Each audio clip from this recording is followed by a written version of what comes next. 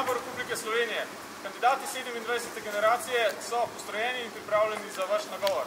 Poroča vodja usposabljanja Marko Zibelnik.